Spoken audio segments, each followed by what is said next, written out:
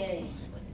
Coach, if you can, we're now joined by the Orlando Pirates coach, Coach José Riveiro. Coach, if you may just give us a brief summary of the match from your perspective. Excuse me, Coach, whose plug is that? I don't know it. It's your team. It wasn't there before. It's not my team. But anyway, Coach, please give us a brief summary of the match from your perspective. Yeah, good evening. A difficult one. Looking at the result, and probably the last minutes were much more comfortable, but it was a difficult first half. I think a good opponent. Credit for Hungry Lions. They came here to play football, not to just sit in the box, and they came with a compact positioning with the back four very high on the field. So we have difficulties to find little pockets. It was. I think we create more danger to ourselves than to the opponent every time we try to find those intermediate positions. We improve a little bit there after 20-25 minutes, just before the goal, early, I think a little bit early, to build up with one more player low, and not suffering in the transitions with Daniels, which was a threat, a difficult team to deal with, because they have discipline, they have speed up front, and it was not so far that they actually get the lead in those first 20 minutes. So, like I said, we managed to open the game, to get the lead with one of those balls to the space, and I think in the second half, even before the red card, we have one chance with Rile. I think we managed to find more times spaces behind the line. We provoked the red card with also one ball behind the line. So we were learning during the game how to deal with them. And I think that then with one more player on the field, and we have a lot of talent up front, and it was difficult for them to cope. And in the end, I think we dominate quite okay the game. Difficult first half, like I said, but good work from the boys, and in the end the objective is to be in the next round, and they did a good job. Now open for questions. Thank you. Good evening, Coach Carol. Good evening. Coach, is it possible for you just to give a brief, update in regards to Makaula? And secondly, I think this is for the first time in a very long time seeing Orlando Stadium, breathing like that. Any message, for the supporters, because the previous coach said, they felt, consumed by the surroundings in and around them. What was a shocking moment for all of us. Obviously, it's one of those situations that you sometimes, unfortunately, you have the opportunity to live yourself close. We used to see it in TV sometimes, and today was our chance to have that feeling, and I can tell you it's not nice. But thanks to the doctors and the technical assistants, I think they managed to stabilize him, because there was a difficult moment. That's what I heard. And what I know is that he's in the hospital. He's in good hands. He's in observation. I guess the club will tell you something tonight. I guess to share more details. It's a personal thing. So what I can tell you right now, even though I didn't have the opportunity to speak to Mahaula, is that it's okay. And on the atmosphere, sorry, Yeah. I'm sorry. No, it's fine. You have two questions. Yes. Yeah. No, I was just saying, I think it's for the first time in a very long time that Orlando Stadium was breathing like that. The previous coach said they felt consumed. It's the first time they see, it being in a surrounding like this. Yeah, it's actually, we should ask ourselves, how did we manage to continue playing football, not really knowing, sometimes we do things that we should even question ourselves, because, yeah, like I said, it was not a easy moment, but doctor told us that he was okay the moment that he came in, and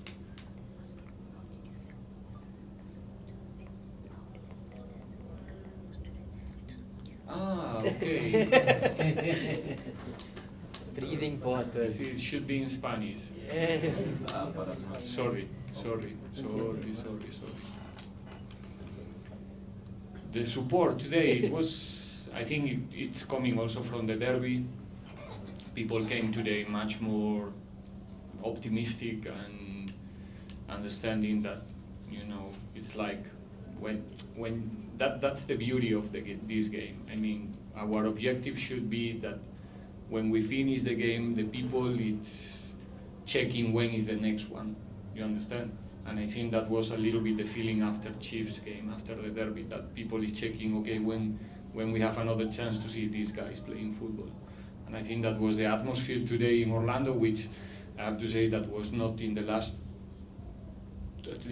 two games, Stellenbosch and Cape Town Spurs, but because we didn't play the way that they want to see us playing football. So when the atmosphere is like that, it's much more easy for us to play well. But anyway, I think the first 15-20 minutes we were a little bit shaking also in those moments, but little by little we found a way to play the game together.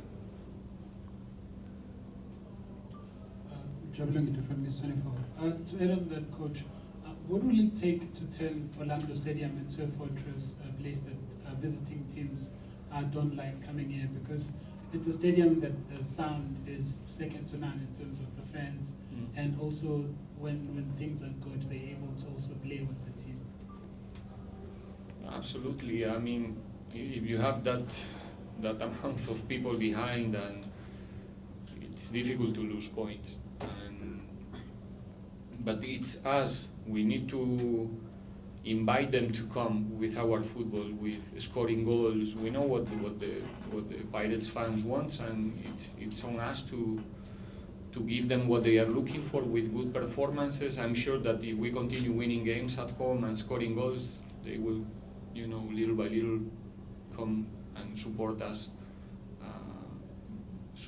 more. It is what it is in football. So, but like you said, I think in 2024 we are unbeaten in Orlando, 2 games. So let's go for the next one. Any other questions? Final question? Going once, going twice? Joel gets the final question. I'm not sure, Lawrence, are you feeling shy now? You're not sure if you should raise or not? There's nothing to talk about. They smashed. You guys smashed it. Go. Do the question, did it? Yeah. Okay, this is the final 2 guys in closing it. That's fine. I know, Coach, you don't like to talk about individual players, and it's not an individual player. International week. Yeah. Coach, I mean, Mabasa is someone, Mabasa is someone who's always had striker's instincts, has got the talent. What has been key in terms of him not being able to sort of emulate that consistently at Pirates, and what is it that you're looking for when the club calls him back to say this is what you need to do in order to make this a permanent record? Well, I cannot really answer the first question. What I can tell you is what we are looking for in that position. He fits well. He's a striker that can help us to play better. Not only, we all know what Chejo can do in the box. His quality, his timing in the air, he's very complete, as close to the box as possible. But he's also improving in his playing far from the box. It's also giving us a lot of things, improving. It's like I said, he's a striker that we don't see the number 9 only like a player to finalize the action in the box and that's it. He's a player that needs to to help us to play better, to play the football that we want to play, to be in contact with the ball, to dominate the central lane of the field, to create the spaces for our 3 number 10s. It's they have all of them. When they are on the field, they have a difficult work to do, and Chejo so far is doing well, and good for him, good for the team. Is also finding the net, which is also obviously very important for a number 9. Final question to the chairman.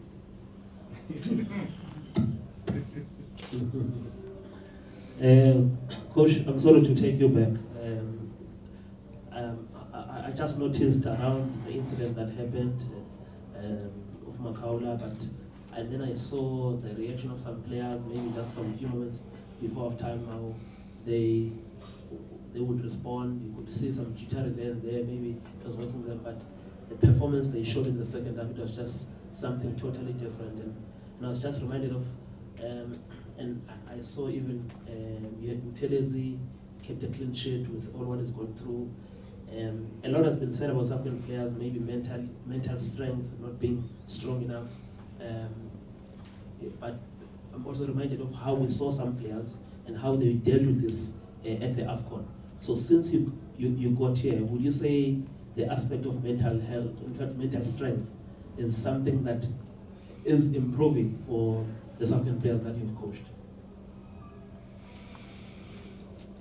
Well, it's I don't know if there's any way I can measure that. I can talk about what I feel.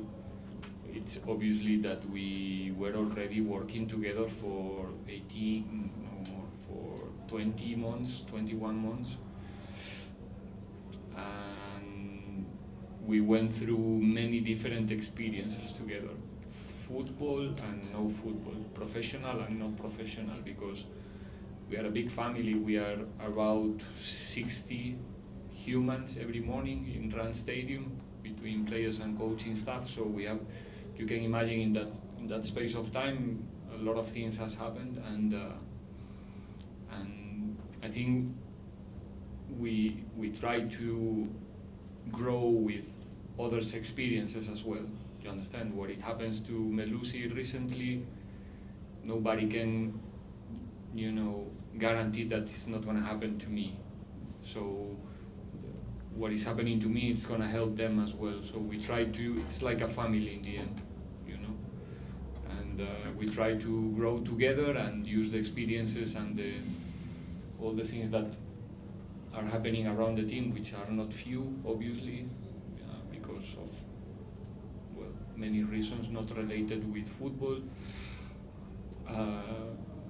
Our experience in Africa, even though was not the most successful one, the finals, there's quite a lot of intense moments in our journey here, in our time together here. So